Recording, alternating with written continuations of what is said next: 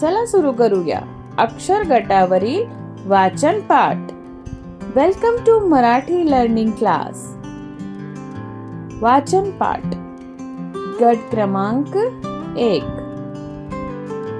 म क र ब घ आ. तर चला तर शब्द तयार करूया.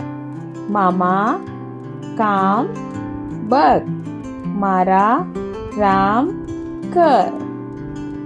चला वाचन वाक्य घेऊ. 1.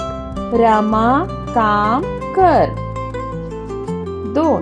मामा काम बघ. आता घेऊ वाचन पाठ. 1. राम बघ. राम काम बघ.